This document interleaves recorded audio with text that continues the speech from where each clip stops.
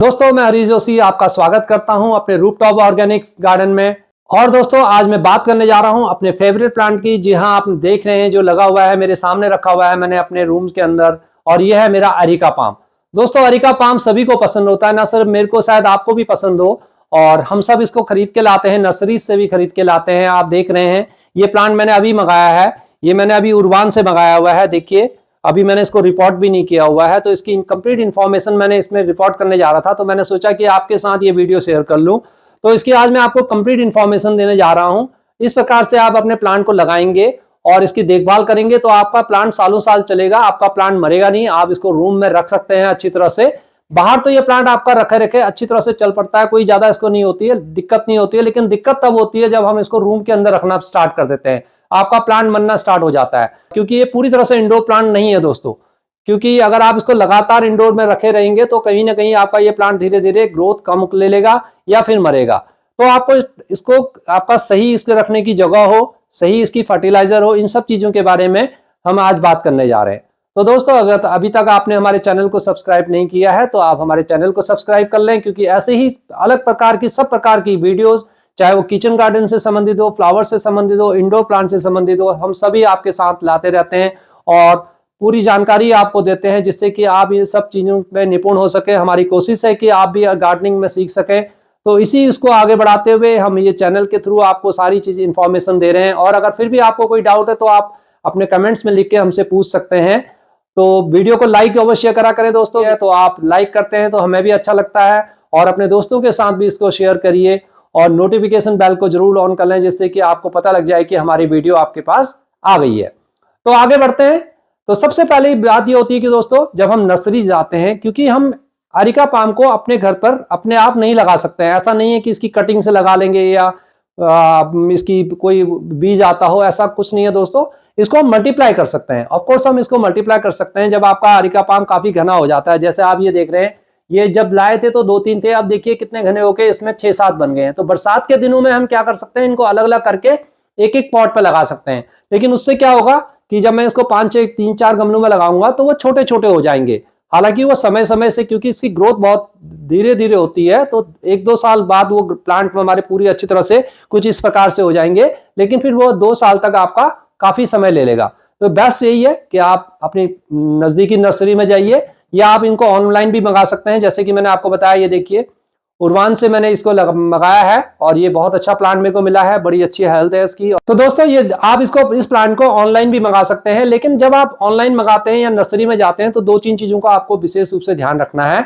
वो 2-3 चीजें क्या है, ऐसा नहीं है कि आप नर्सरी में गए, भैया से बोला आपने, भैया हमें दे दो अरिका पाम चाहिए। आप देखिए अपने प्लांट को, देखिए कि उसकी हेल्थ कैसी है, उतना वो ग्रीन है, उसकी टिप्स वगैरह देखिए कहीं ब्राउन तो नहीं हो रही है। देखिए आप मैं आपको अपने प्लांट दिखाऊं तो कहीं कहीं पर दोस्तों इस विंटर के अंदर देखिए आप मेरी भी थोड़ा थोड़ा ये टिप्स को देखिए, हल्की हल्की ये ब्राउन होनी स्टार्ट हो जाती हैं, क्योंकि बहुत ज्यादा इस समय ठंड पड़ रही है। धूप कम से कम पिछले 15-20 दिन से धूप बहुत रेयर आ रही है। तो इतनी ठंड को जब हम बर्दाश्त नहीं कर पा रहे तो प्लांट पर स्वाभाविक रूप से इसका थोड़ा सा असर पड़ता है।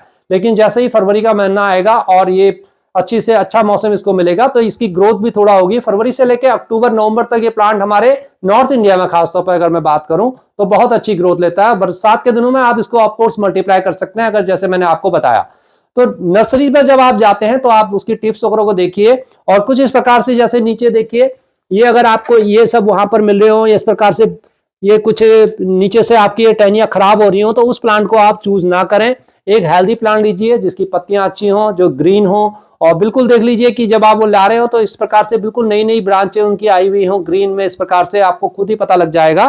तो 2-4 प्लांटों को आप जरूर देखिए, फिर छांटिए। तो हेल्दी प्लांट आएंगे तो आपका प्लांट जो घर पर रहेगा वो एक हेल्दी होगा। तो अब आगे बढ़ते हैं। जब आप प्लांट ले आते हैं इस प्रकार से, क्योंकि मैं इसको आज इसको रिपोर्ट करने जा रहा था, तो मैं आपके साथ इसी चीज को मैं शेयर कर रहा हूं कि किस प्रकार से मैं इसको रिपोर्ट करूंगा। सबसे जो बड़ी गलती होती है हमारे से, वो होती है हम जब भी अपने प्लांट को लाते हैं और उसको रिपोर्ट करते हैं, उसकी जो मिट्टी बनाते हैं। अब दोस्तों हम भुरभुरी मिट्टी की बात करते हैं, लेकिन एरिका पाम में थोड़ा सा इतना भुरभुरी मिट्टी आपकी नहीं चलेगी। मिट्टी तो आपकी ऐसी होनी चाहिए कि आप उसमें पानी डालें और निकल जाए, पानी स्टे नहीं करना चाहिए। लेकिन बहुत ज्यादा भुरभुरी मिट्टी भी आप इसमें रखेंगे तो आपका प्लांट खत्म होने की थोड़ा सा संभावना बढ़ती है। तो आपको करना क्या है, थोड़ा सा मिट्टी को आपने कॉम्पैक्ट रखना है, जिससे कि मिट्टी थोड़ा आपस में बधी रहे। बिल्कुल जो दूसरे प्लांट के मैं बताता हूं कि एकदम से ऐसी मिट्टी वो नहीं इसमें चलेगी। इसकी मिट्टी थोड़ा सा डिफरेंट होती है। तो इसमें आप कोशिश करिए कि आप 60% अपनी गार्डन सॉइल लीजिए, जो भी कहीं की भी मिट्टी आप लाते हैं उसको 60%। अगर उसमें पहले से रेत मिला रखी है आपने, ये ध्यान रखना कि अगर उस गार्डन सॉइल में पहले से ही आपकी रेत मिली हुई है तो अब आप इस गार्डन सॉइल को 70% भी ले जा सकते हैं। अगर उसमें रेत नहीं मिली हुई पहले की तो आप उसमें 20% रेत मिलाइए। दोस्तों हम उस रेत की बात कर रहे हैं, उस सैंड की बात कर रहे हैं जो कंस्ट्रक्शन में काम आती है, जो बिल्कुल बारीक होती है, उसका आप इसमें इस्तेमाल कर सकते हैं। उसको 20%, यानी कि आपके 6 भाग वो और 2 भाग आपके रेत हो गए, 6 और 2 8, हम टोटल 10 भागों की बात कर रहे हैं। अब जो 2 भाग बचेंगे उसमें आपको लेनी है अपनी कोई भी खाद, चाहे वो वर्मी कंपोस्ट हो या चाहे आपकी गोबर की खाद हो। अगर किचन कंपोस्ट आपके पास है उसको भी आप ले सकते हैं, लेकिन थोड़ा सा उसको ज्यादा लेना होगा। लेकिन जो गोबर की खाद या आपकी जो किचन कंपोस्ट है वो पुरानी से पुरानी पूरी ब्लैक हो, अच्छी तरह से पूरी बन गई हो, तैयार हो गई हो, तभी आपको लेना है। आधी खाद आपने नहीं लेनी है। गोबर की जो ब्राउन वाली खाद है वो इसमें नहीं डालना है। इस चीज का विशेष रूप से ध्यान रखें, नहीं तो आपका प्लांट बहुत जल्दी धीरे धीरे मरना स्टार्ट हो जाएगा। दोस्तों आप ये देख रहे हैं कि इसमें ये प्लांट ज्यादातर हमारा, इसमें कोई फल नहीं लगता, हमारा कोई फ्रूट नहीं लगता है, तो इसको हमें नाइट्रोजन की ज्यादा आवश्यकता होती है। ये तो बिल्कुल सच्चाई है, तो इसलिए गोबर की खाद इसके लिए बहुत बेस्ट रहती है। इतना है। लेकिन दोस्तों आप इसमें थोड़ा सा ना कभी कभी आप पोटासियम भी डाल देंगे, यानी कि पोटास भी डालेंगे, तो वो भी इसके ग्रोथ को हेल्प करेगा। सिर्फ नाइट्रोजन ही नहीं बल्कि फास्फोरस, और किसी भी प्लांट के लिए 3 मेन चीजें होती हैं, एनपीके जिसको हम बोलते हैं, नाइट्रोजन, फास्फोरस और साथ में पोटास। तो ये तीनों चीजें आपको हालांकि गोबर की खाद से मिल जाता है, लेकिन आप इन एडिशन भी अगर आप चाहें तो कभी कभी इसमें 1-2 बार पोटास का, कोई भी पोटास चाहे आपके पास ऑर्गेनिक हो या केमिकल हो, उसका हल्का सा स्प्रे इसमें कर देंगे तो वो बहुत अच्छा रहेगा, आपकी प्लांट बहुत अच्छा ग्रोथ लेगी। तो दोस्तों मिट्टी बनाते समय आपने ये सब 3 चीजें ही मिलानी है। उसमें आपने किसी भी प्रकार का कोकोपीट को अवॉइड करिए, क्योंकि कोकोपीट एरिका पाम के लिए अच्छा नहीं है। कहीं ना कहीं आपके प्लांट को, खासतौर पर तब जब आप इसको अपने रूम के अंदर इंडोर में रख रहे हैं। अगर आप छत पर रख रहे हैं तब तो आप रख सकते हैं, क्योंकि वहां पर जब धूप आती है पानी बहुत जल्दी उसका खत्म हो जाता है, वहां के लिए आप कोकोपीट को मिला सकते हैं। लेकिन रूम के लिए आपको कोकोपीट या राइस हस्क कुछ भी मिलाने की आवश्यकता नहीं है। अब आगे बात करते हैं इसकी फर्टिलाइजर की, हमें कैसे करना है। पूरे साल का फर्टिलाइजर शेड्यूल मैं आपको बताने जा रहा हूं दोस्तों। जब आपने एक बार इसको मिट्टी में इस प्रकार से लगा लिया तो 1-2 महीने तक इसको कुछ डालने की आवश्यकता नहीं है। उसके पश्चात आप इसमें कभी कभी हर 1 महीने में 1 बार लिक्विड फर्टिलाइजर दिया करें, गोबर की खाद का ही या वर्मी कंपोस्ट का, जो पुरानी वाली है, जो हम लिक्विड फर्टिलाइजर बनाते हैं भिगाते हुए, उसको बनाइए और उसको 5 गुना डाइल्यूट करते हुए, यानी कि 5 गुना पानी मिलाते हुए उसमें अपने प्लांट में, प्लांट के हिसाब से आपका प्लांट जितना भी है 200 से लेके 300-400 ml तक अपने प्लांट को उतना दें कि नीचे तक पानी उसका पूरा पहुंच जाए। वो आपने हर साल आपको यही करना है, हर महीने के अंदर करना है। और साल में 1 बार इसकी मिट्टी में आपने थोड़ा सा गोबर की खाद ऐड करते रहनी है, ऊपर की मिट्टी निकालते हुए। उसमें साइड से आप हमेशा थोड़ा सा गोबर की खाद को या वर्मी कंपोस्ट लीजिए, बेस्ट है वर्मी कंपोस्ट, चाहे उसके लिए आपको खरीदना पड़े, क्योंकि ये प्लांट इतना अच्छा है कि आप थोड़ा सा वर्मी कंपोस्ट लेंगे तो आपके लिए बढ़िया रहेगा, आपका प्लांट मरने की संभावना नहीं रहेगी। तो आप ऊपर की लेयर में थोड़ा सा 100-200 ग्राम उसमें वर्मी कंपोस्ट ऐड कर सकते हैं। ये साल में 1 बार होगा, और ये कोशिश करिए या तो आप इसको फरवरी में करेंगे या आप इसको अक्टूबर में करेंगे, जब बारिश का सीजन चले जाता है उस टाइम पर। और दोस्तों इसमें ग्रीनरी लाने के लिए, प्लांट को हेल्दी रखने के लिए, इसके इम्यून सिस्टम को बढ़ाने के लिए मैं इसमें सीवीड्स का प्रयोग करता रहता हूं। किसी भी प्रकार के मार्केट से आप सीवीड्स को ला सकते हैं, और उसमें से 1 ढक्कन लेते हुए, यानी कि आप 5 ml ले लीजिए। 5 ml को 1 लीटर पानी में 1 लीटर पानी में अच्छी तरह से डाइल्यूट कर लीजिए और उसका अच्छी तरह से स्प्रे कर दीजिए। इसका स्प्रे ये भी आपको महीने में 1 बार ही करना है। तो आप कोशिश करिए कि 15 दिन बाद आप ये कर रहे हैं तो 15 दिन बाद आप गोबर की खाद देंगे, फिर 15 दिन बाद इसको करेंगे। तो हर 1 महीने में 1-1 शेड्यूल ये बनता रहेगा। ये सिर्फ इसका शेड्यूल है पूरे साल भर जो आपने इसमें करना है। कभी मिस हो जाए तो कोई दिक्कत नहीं है दोस्तों, ये प्लांट आपसे कुछ मांगेगा नहीं। ये ध्यान रखिए कि इसकी जो ग्रोथ है वो बहुत स्लो होती है, धीरे धीरे होती है, और अच्छा एटमोस्फियर इसको मिले। जी हाँ दोस्तों, अगर अच्छा एटमोस्फियर इसको मिलता है तभी इसकी ग्रोथ होती है। जब इसकी ग्रोथ रुक रही हो तो समझ जाइए कि इसका एटमोस्फियर सही नहीं है, मेरा प्लांट है खुश नहीं है, तो आपको उसकी जगह उसकी बदलनी पड़ेगी, या उसकी मिट्टी अगर सही नहीं है, कहीं ना कहीं कोई दिक्कत है। अब दोस्तों मैंने बात करी इसकी फर्टिलाइजर की बात हो गई, अभी बात करी मैंने इसकी जगह की। तो कौन सी जगह पे हमने रखना है, क्या ये मेरा इंडोर प्लांट है या क्या मैं इसको धूप में रखना है, इसको सनशाइन कितनी देनी है, इस चीज में अब अगर हम बात करें तो दोस्तों ये इंडोर प्लांट वैसे कंप्लीटली नहीं है। आप इसको लेकिन इंडोर में रख सकते हैं, काफी अच्छा चलता है, मैं भी रखता हूं। लेकिन कोशिश करिए कि आप 2 प्लांट रखिए। अगर आपके पास कम स्पेस है तो आप 2 प्लांट रखिए। एक प्लांट को आप अपनी बालकनी में रख दीजिए 15 दिन, और दूसरे प्लांट को अंदर रख दीजिए, फिर दूसरे प्लांट को अंदर ले आइए और एक को बाहर कर दीजिए। इस प्रकार से उनकी शिफ्टिंग करते रहेंगे तो आपका प्लांट खराब नहीं होगा। उसको 15 दिन अच्छी तरह खासी, जहां पर हल्की मॉर्निंग की सनलाइट आती हो ऐसी जगह पर रखें, तेज धूप से बचाइए।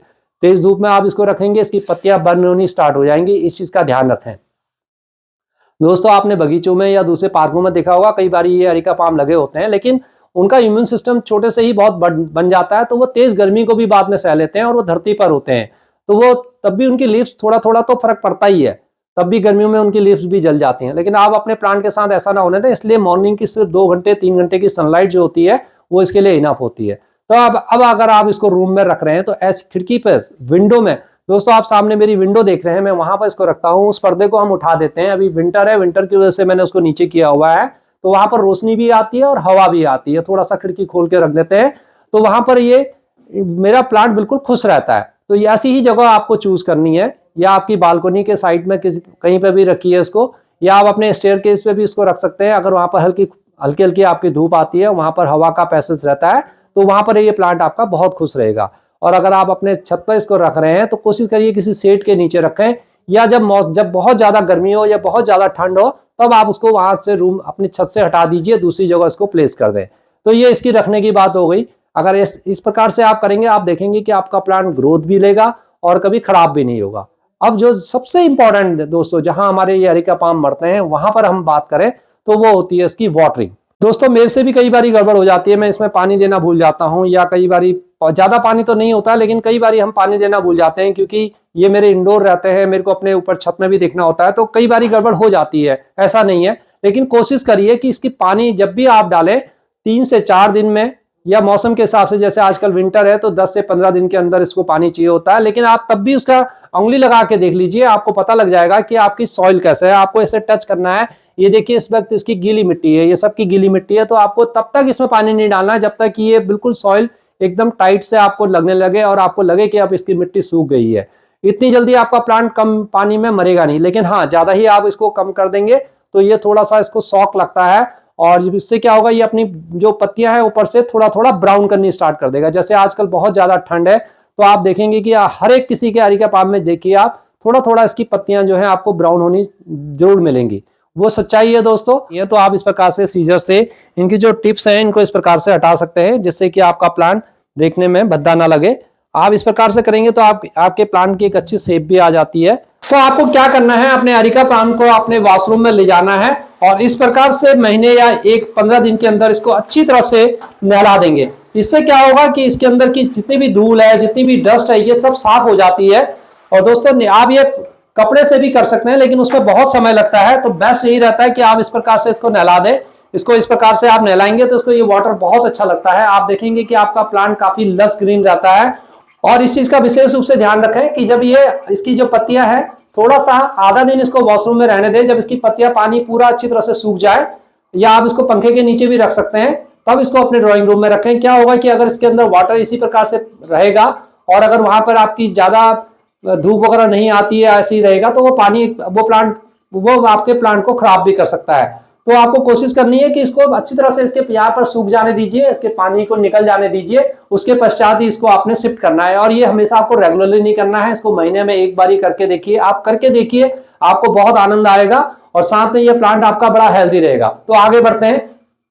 तो दोस्तों अब आपको एक और टिप्स का इसमें ध्यान रखना है। हालांकि इसमें किसी भी प्रकार का कोई कीट वगैरह नहीं लगता है, लेकिन तब भी हमें इसमें थोड़ा सा, अगर आप चाहें तो इसमें नीम ऑयल का जरूर प्रयोग करिए। और अगर आपके पास नीम ऑयल नहीं है तो सिंपल मैं ये कहूंगा कि नीम की कुछ पत्तियां लाइए, उनको पीस लीजिए, बिल्कुल मिक्सी में पीस लीजिए 100-200 ग्राम, और उनका लिक्विड बना लीजिए। जितना भी पीस के बनता है उसको निचोड़ के जितना भी आता है उसको रखिए अपने पास, और उसमें से आप 10 ml 20 ml लीजिए और 1 लीटर पानी के अंदर मिलाते हुए इसमें पूरी तरह से अच्छी तरह से स्प्रे कर दें। और उस स्प्रे में एक चीज और आप मिला देंगे, जब आप स्प्रे करेंगे, और उस स्प्रे में ये है हमारा फंगीसाइड साफ पाउडर, जो मैं ज्यादातर इस्तेमाल करता हूं, इसका भी आप इस्तेमाल करिए। और आपको करना क्या है कि उसके जड़ के आसपास चारों तरफ से मिला देना है, और खास तौर पर इन जो जगहों पर है, यहाँ पर जो है आपको जहां इसकी बीमारियां बहुत ज्यादा आती है, इसमें अच्छी तरह से स्प्रे कर देना है। आप चाहे तो इसको गीले कपड़े से भी इस प्रकार से साफ कर सकते हैं। 1-2 महीने में इसी प्रकार से आप फंगीसाइड को अलग से भी दे सकते हैं और नीम ऑयल का भी स्प्रे कर सकते हैं। और दोस्तों जब बहुत ज्यादा ठंड होती है या बहुत गर्मी होती है, जैसे मैंने बताया आपको, आप इसमें प्रयोग कर सकते हैं एप्सम सॉल्ट का। एप्सम सॉल्ट आपको मार्केट में इजीली मिल जाएगा और देखिए कुछ इस प्रकार से दानेदार होता है, ये नमक नहीं है, ये चीनी जैसा आपको लगेगा। और आपको इसको देना कैसे है, इसको पानी को 1 लीटर पानी में इसमें आपने बस 1 चम्मच लेना है। 1 चम्मच इसको जो टीस्पून जिसकी हम बात करते हैं यानी कि 5-7 ग्राम के आसपास उसमें आता है, अच्छी तरह से इसको मिक्स कर लीजिए और इसको स्प्रे कर लीजिए। बहुत ज़्यादा इसको हमेशा आपको इस्तेमाल करने की आवश्यकता नहीं है, लेकिन जब हाँ ज़्यादा विंटर हो, ज़्यादा ठंड हो या बहुत ज़्यादा गर्मी है या आपको लग रहा है कि आपका प्लांट जो है थोड़ा शॉक में गया हुआ है, आपने रिपोर्टिंग किया हुआ है, प्लांट नहीं ग्रोथ कर पा रहा, तब थोड़ा सा आप इसको देंगे तो आपका प्लांट काफ़ी अच्छा रहेगा। और इस प्रकार की सब चीज़ों को ये सहन करने की क्षमता इसके अंदर बन जाती है और प्लांट की इम्यूनिटी अपने आप आएगी दोस्तों जब आप सीवीड्स देंगे या लिक्विड फर्टिलाइजर इसको जरूर देंगे, जो मैंने आपको अभी बताया हुआ है। तो ये कुछ केयरिंग टिप्स है, इन टिप्स का ध्यान रखेंगे तो आपका एरिका पाम आपके साथ सालों साल रहेगा और आप भी अच्छा महसूस करेंगे और आपका प्लांट भी हेल्दी रहेगा। तो आइए एक हेल्दी इन्वायरमेंट की तरफ आगे बढ़ते हुए, अपने प्लांट्स की अच्छी तरह से देखभाल करते हुए हम फिर मिलते हैं किसी और वीडियो में। तब तक के लिए नमस्कार दोस्तों। आई होप कि आपको वीडियो पसंद आई होगी। तो वीडियो जाते जाते दोस्तों वीडियो को लाइक जरूर करना।